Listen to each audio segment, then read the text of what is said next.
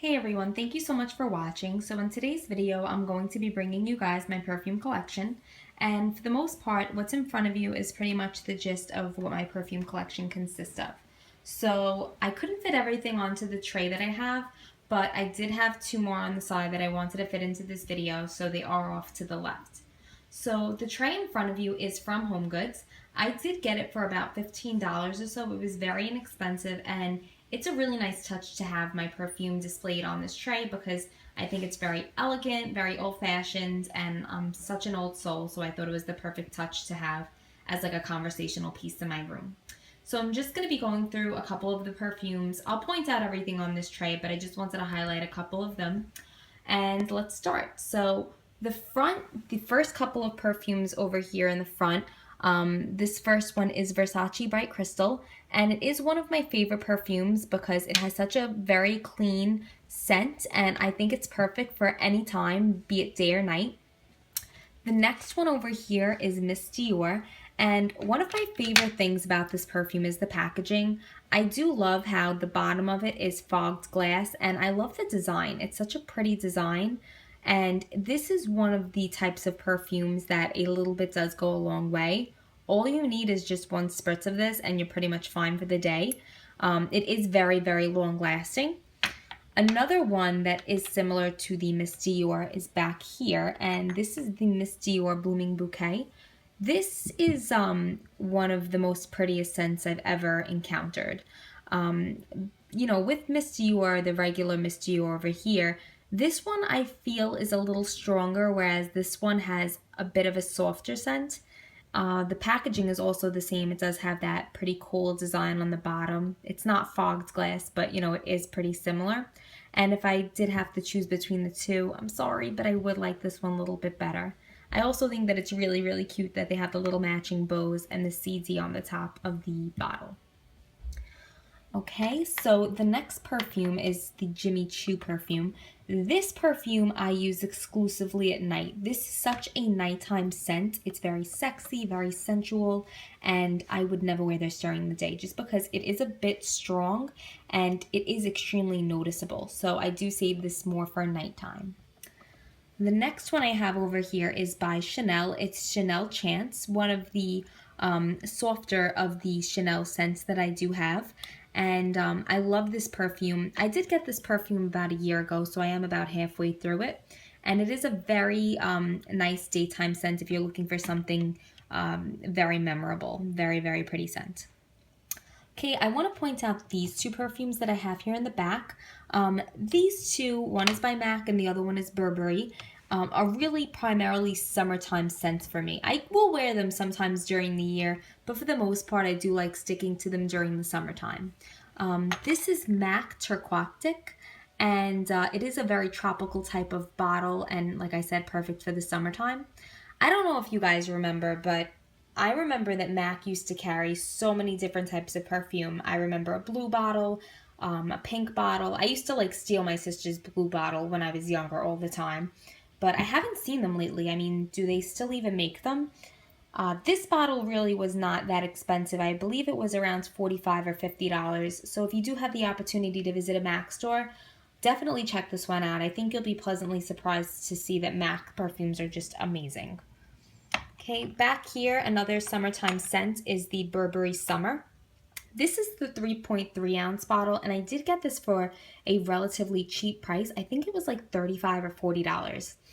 And the reason for that is because it is a bit of an older scent. So if you go onto any perfume website online, you'll probably find it for around the same price. It is a very citrusy scent, and I do believe that this is a perfect scent for the summertime. Okay, another favorite scent of mine is the Mary-Kate and Ashley Olsen Nirvana. This one in particular is such a striking scent. It is very different. I don't know why, but this really reminds me of licorice. I have no idea why, but if you guys go into Sephora and you smell this for yourself, you'll see what I'm talking about. Mary-Kate and Ashley Olsen have their own specific perfumes. One has the black bottle and the other has the white.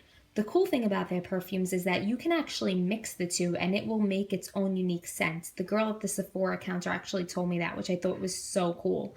And I'm really tempted to buy the white bottle. So this is Elizabeth and James Nirvana. Okay, just to highlight a couple of these other ones back here, I just wanted to point them out.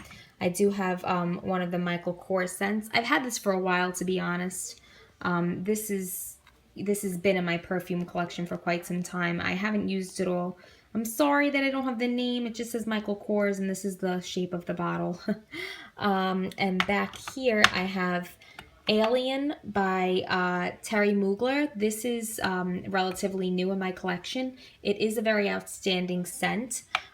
Very different, very noticeable for sure. If somebody's wearing this, they are bound to stand out in a room. I also have Victoria's Secret Incredible. And then over here to my left, I have my second bottle of Jessica Simpson Fancy and another one of her perfumes over here, which is Jessica Simpson I Fancy You. So just rounding this area off, I wanted to just bring up these two perfumes. Over here, this is Tease by Paris Hilton, and this is Paris Hilton's first perfume. Yes, I do own Paris Hilton's perfume. I do actually like it. She does have very pretty scents. So this one is a daytime scent. It's an everyday type of perfume. If you're looking for an everyday perfume, check out her first scent. It's the Paris Hilton one. Okay, just want to bring up these two last perfumes. Back here I have Miyake Florale. This is also a nice, clean, flowery scent.